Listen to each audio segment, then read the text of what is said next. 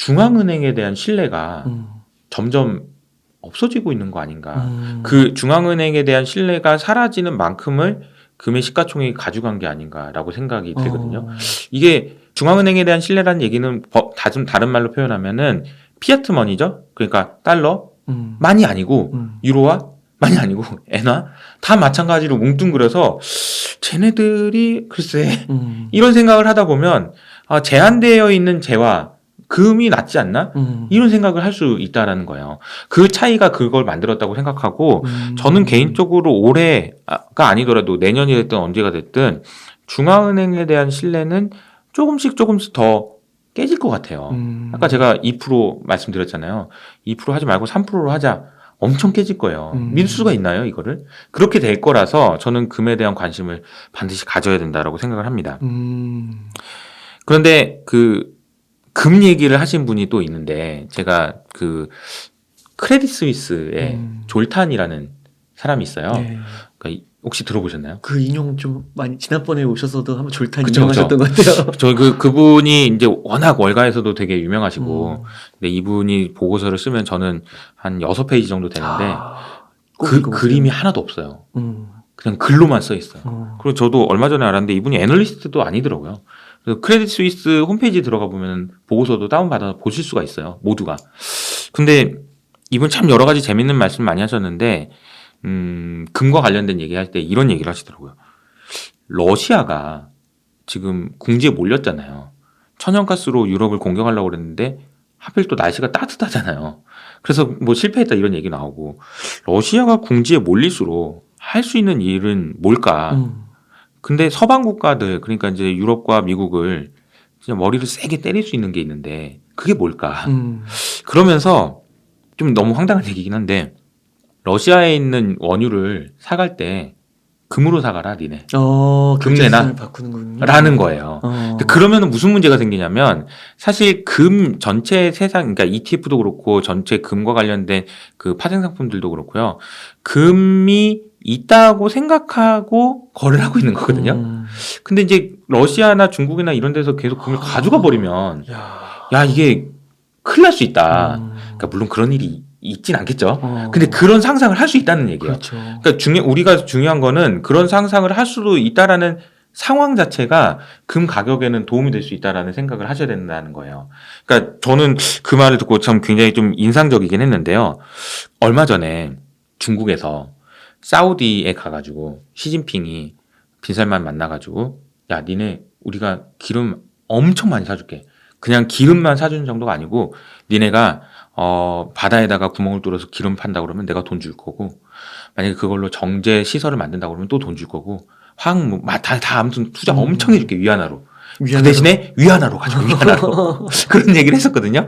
그러니까 이제 위안화로 가져가라고 얘기했다는 얘기 때문에 달러 패권이 문제가 된다 뭐 이런 얘기 되게 많이 했었는데 되게 흥미로웠던 거는 뭐냐면은 중국 굉장히 잘 준비를 하고 있어요.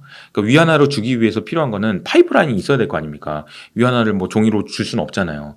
근데 그걸 하기 위해서 CBDC라는 것을 중국이 굉장히 준비를 철저히 하고 있다라는 얘기는 들어보셨을 텐데 이 CBDC로 바로 가는 거는 불가능해요. 여러 가지 문제점들이 기술적으로도 그렇고 제도적으로도 많은 문제들이 있어요. 우리나라도 얼마 전에 크레이턴이랑 같이 해가지고 했는데 안 돼요. 지금 당장은 시범 뭐 사업 정도만 하는 거예요. 그래서 BIS라고 하는 전 세계 결제 은행이 뭘 만들었냐면요. M-브릿지 CBDC라는 걸 만들었어요. 그러니까 M-브릿지 CBDC라는 게 뭐냐면은 CBDC로 가기 전에 브릿지 역할을 해주는 CBDC 말하는 거예요. 근데 요거를 했는데 여기에 들어가 있는 나라들이 태국, 중국, 그리고 뭐 러시아, 그 다음에 UAE가 들어가 있어요. 잠깐만 UAE는 얘는 왜 갑자기 들어가 있는 거지? 라고 생각해서 의아했는데 저도 이렇게 찾아보다 보니까 이런 얘기가 나오더라고요. 인도에서 러시아에 있는 원유를 사갈 때 UAE 다르힘 통화로 지불하겠다라는 말이 나와요. 아니, 그러니까 저는 그거 보고 깜짝 놀랐는데 이 M-브릿지 CBDC라는 거를 통용할 수 있는 그 통화를 가지고 중국과 러시아가 준비를 생각보다 철저히 하고 있다라는 생각이 들었던 거죠. 그래서 이게 제가 이제 금 얘기하다 일로 돌아왔는데 그리고 나서 또 무슨 얘기가 나오냐면요. 지난 3분기 때 금을 중앙은행이 정말 많이 샀거든요. 대략 한 400톤 정도 샀다고 해요. 평소에는 100톤에서 150톤 정도 사거든요. 그러니까 분기 기준으로는 역대급이에요. 2000년 이후로 한 번도 이렇게 중앙은행이 많이 산 적이 없어요. 근데 어디가 샀나 봤더니 1등이 터키야. 터키가 30톤밖에 안 샀어요. 그럼 어디야?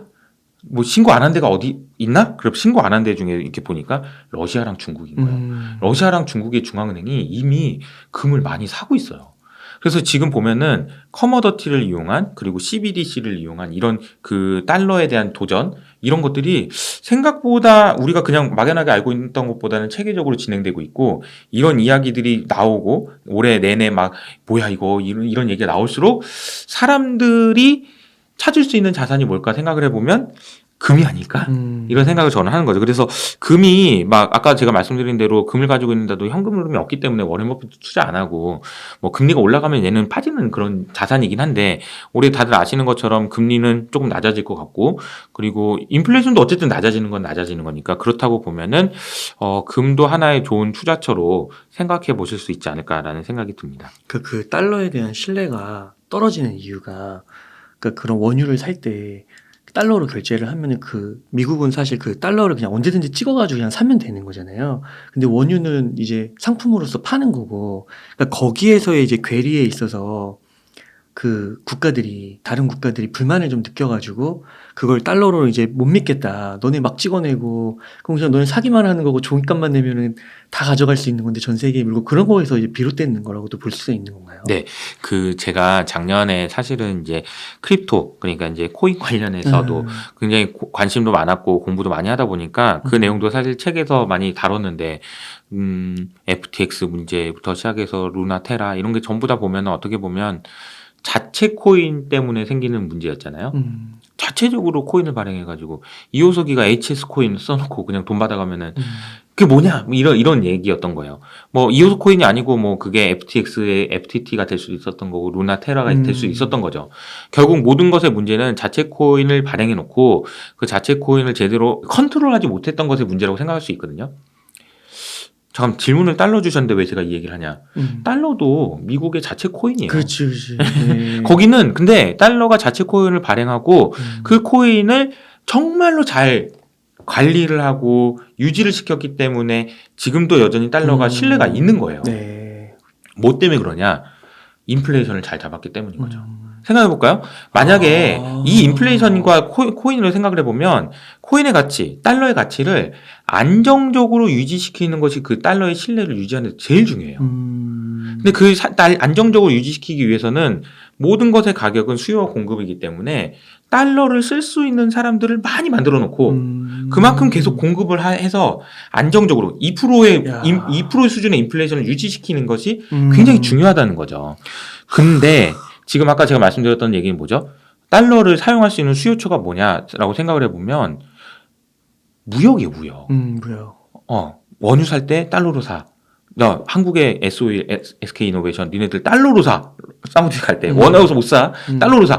그러면 달러를 가지고 있어야 되잖아요. 달러를 써야 되잖아요. 그렇게 만들어 놓은 구조를 만든 것이 사실 달러가 계속 신뢰를 유지할 수 있었던 중요한 원동력이에요.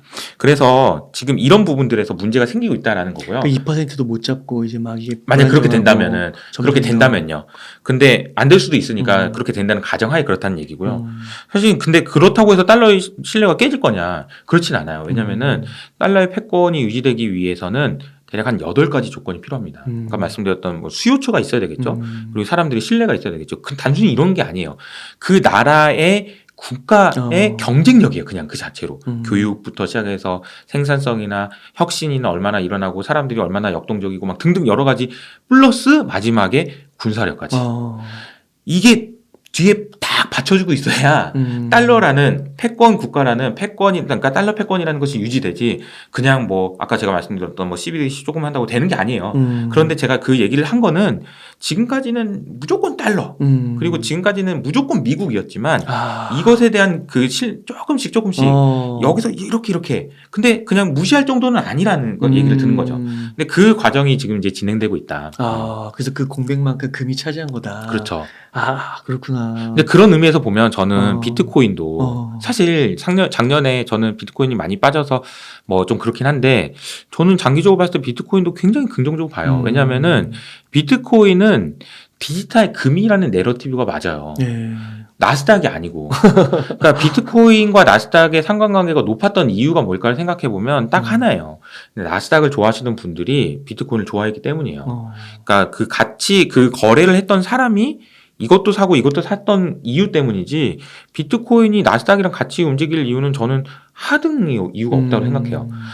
아까 희소성이라는 개념으로 생각을 해보면 비트코인도 분명히 그 가치가 있고 블록체인이라는 가치가 있기 때문에 저는 뭐 비트코인도 언젠가는 뭐 올해가 될지 내년이 될지 모르겠지만 그 내러티브가 분명히 바뀔 거라고 생각합니다. 디지털 금으로 바뀌어야 된다라고 생각을 하고 있어요. 그게 상품으로 딱 그 네. 이미지가 바뀔 때. 그렇죠. 그리고 어느 순간 그렇게 바뀔 수밖에 없다고 생각해요. 그리고 뭐 2024년이죠. 그때 이제 반감기가 있으면 사실 비트코인은 다른 거 말고 반감기만 보고 반감기 뭐 한 6개월 1년 전에 사놨다가 기다리면은 돈 벌 수 있는 거거든요. 지금 이제 뭐 비트코인도 없어진다라는 얘기까지 나오고 있는 마당이니 사실 이제 길게 보시고 투자를 하셔도 좋을 것 같다라는 생각이 듭니다. 갑자기 그 신문에 최근에 보니까 그 로버트 기요사키 있잖아요. 부자 아빠 가난한 아빠 그분이 주식 투자를 안 하신다고 그러더라고요. 그리고 그 달러 싫다고 못 믿겠다고 그래서 몇 년 전부터 계속 금은을 샀대요. 그래서 금방 계속 사다가 최근에 비트코인 사기 시작했다고. 비트코인 이제 디지털 금이라고 생각해서 네. 그런 사고방식일 수도 있겠네요. 근데 이제 이 구조가 이제 사실 약간 더 들어가면 이제 음모론으로 이제 들어가거든요. 자, 음모론 예를 들어볼까요? 이런 거 있어요. 이제 음모론이 재밌죠. 금 없대더라 그거. 뉴욕 연준 밑에 지하에 금 있다던데 금 없대더라. 그거 뭐 영화도 있잖아요. 뭐 금 없대더라고 해가지고 그런 것부터 시작해가지고 뭐 은도 없대더라. 야, 은도 없는데 그냥 거래한 거래더라. 이런 식으로까지 가면 뭐 아예 뭐 그 가능성이 없다라고 얘기할 수는 없지만 저도 모르니까. 근데 너무 이제 이쪽으로 빠져버리면 막 금, 은 막 이렇게만 해버리면 또 문제가 있으니까 균형을 잘 잡으시는 게 중요하지 않을까. 이거 너무 재밌죠. 막 금 나쁜 놈들 막 이러면서 이제 막 달러 뭐 하면서 나쁜 놈들 그러면 좋지만 사실은 중요한 거는 여전히 그들의 힘이 훨씬 세다는 생각도 하셔야 돼요. 근데 네. 오늘 메시지가 너무 좋았던 게 여전히 세지만 그래도 그 공백이 생겼다는 부분을 우리가 알면 좋잖아요. 맞아요. 근데 지금 말씀하신 대로 아까 그 달러의 패권을 만들 때 그 8가지 요소가 종합적으로 작용해서 만드는데 사실 뭐 미국 무역 전쟁도 일어나는 거고 무역에 있어서도 중국의 영향이 커지고 있고 그런 거 보면 점점 패권이 뭐 미국이 영원한 국가는 아닐 수 있잖아요. 역사적으로 봤을 때도 로마도 망했고 맞아요. 몽고도 망했고 맞아요. 미국이 망한다는 소리가 아니라 흔들릴 수 있는 거니까 맞습니다. 그런 균열이 생기고 있다라는 거를 우리가 포착할 수 있다는 게 인지하고 있다는 게 되게 중요한 포인트예요. 근데 이게 또 다시 돌아가서 아까 이제 투자에 접목을 해보면 사실 우리가 작년에 굉장히 많이 힘들었던 여러 가지 이유 중에서 경제적인 요인 말고 정치적인 요인들이 영향을 많이 줬기 때문이잖아요. 근데 왜 정치적인 요인이 많이 줬냐 생각을 해보면 또 여기로 돌아옵니다. 미국 중심의 주도력을 가진 그런 세상이 조금씩 금이 가면서 다극체제로 바뀌면서 경제에 미치는 영향이 사실 파월도 그렇고 라가르드 22 총재도 그렇고 구로다 BOJ 총재도 그렇고 이 사람들의 영향력이 보다 푸틴, 시진핑 이런 사람들이 뭐라고 하고 전쟁을 일으키는지 마는지 이거의 영향력이 더 크니 어떻게 투자해먹냐 이런 얘기 되게 많았잖아요. 근데 이게 올해로고 달라질까요? 그렇구나. 아까 제가 뭐 금이 같다라고 얘기했는데 이 사람들이 목소리가 아유 미안해 잘못했어 내가 다시는 안 그럴게. 푸틴이 미안하다 내가 이제 땅 뺏었는데 니네 가져라 그냥 그럼 나 갈게 그만하자 이렇게 할까요? 안 그럴 것 같아요. 이게 되게 생각보다 더 많이 오랫동안 지속될 수 있다라는 생각도 하셔야 되는 것 같고요.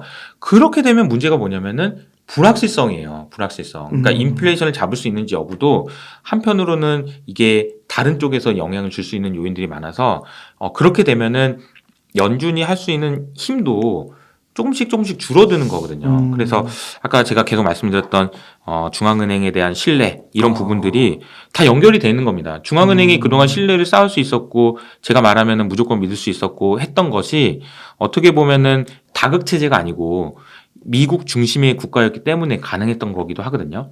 그런 부분들 생각해 보면은 다 연결이 돼 있는 것 같아요. 되게 적시에 이 2023 투자 지침서가 나온 것 같아요. 그러니까 코로나 이후에 네. 그런 장만 생각해서 막 주식 일변도로 막 투자를 한다거나, 근데 무조건 그리고 경제 위기가 온다고 현금 무조건 보유한다거나 막 그런 게 있는데 말씀해 주시면서 이게 투자에 좀 다변화가 되는 것 같아요. 네, 네, 자산이 맞습니다. 되게 다양하게 있고 맞아요. 그런 공백들이 생기고 있고. 맞습니다. 네. 개인적으로도 사실 뭐 작년에 이제 저도 이제 투자를 하니까 네. 투자 성과가 좋지가 않았습니다. 음. 그런데 저는 살아 있어요. 그래도 왜냐하면은 이거는 그냥 제가 이제 원래 좋아했던 뭐 성장주, 뭐 비트코인도 마찬가지로 다 좋아했었는데 그 자산들이 더 정말 많이 빠졌잖아요. 맞아요. 근데 살아 있을 수 있었던 이유는 음. 저는 그냥 딱 하나인 것 같아요. 제가 작년 연초부터 저희 채널에서 계속 말씀드렸던 게 올해는 아무래도 투자를 안 해야 될 것 같아. 가급적이면 현금을 가지고 있어야 될 것 같다. 이런 말씀 많이 드렸거든요. 제가 그 전까지만 해도 막 현금을 다 써버려서라도 뭘 사야 돼요. 왜냐면 지금 뭐 엄청 올라가고 있는데 이럴 때는 해야지 언제 해요. 뭐 이런 얘기를 하다가 현금을 가지고 있으라는 얘기는 진짜 제가 보수적으로 얘기한 거긴 하거든요. 그리고 저도 실제로도 보수적으로 얘기했고요. 제가 어떤 얘기로까지 했었냐면은 만약에 그 야구 선수라면은 감독한테 혼나더라도 그냥 계속 삼진아웃만 당해라. 휘두르지 말고. 그런 얘기까지 했었어요. 그러니까 그래서 제가 살아남은 것 같아요. 제가 고른 주식들은 고른 자산들은 좋지 않았지만 그래도 현금을 정말 그래도 진짜 아꼈었어요. 투자를 정말 하고 싶었지만 참았고 막 이런 것 때문에 살아 있었던 것 같고요. 어떻게 보면 제가 이직을 했던 것도 스타트업이라고 옮겼잖아요. 근데 스타트업이 그때 사실 꼭지였거든. 그 뒤로 지금 많이 힘들잖아요. 그나마 다행스러운 거는 제가 골랐던 종목, 그러니까 회사가 그나마 다행이어가지고 지금 다니고 있는 것 같고요. 이 말씀을 드리는 이유가 제가 이제 이 방송을 보시는 분들한테 꼭 당부해드리고 싶은 말씀이 최근에 고민했던 것 중에 하나 있는데요. 그 투자라는 것이 무엇일까? 투자라는 것을 게임으로 보면 어떤 게임일까라고 생각을 해보면 축구 경기랑은 완전히 다른 게임이라는 생각이 들었어요. 그러니까 축구 경기는 전후반 90분을 뛰잖아요. 그리고 전후반 90분이 끝나면 이제 다 끝나는 거예요. 네가 이겼고 네가 졌어. 끝. 그렇기 때문에 어떻게 싸워야 되냐면 90분 내내 죽을 힘을 다해서 뛰어야 돼요. 끝나면 끝이니까. 근데 투자는 네. 안 그래요. 투자는 언제까지 안 끝나냐면은 내가 죽을 때까지 안 끝납니다. 나는 투자 안 하는데 투자를 안 하는 의사결정도 투자예요. 그렇기 때문에 우리의 투자는 계속 안 끝나는 게임이에요.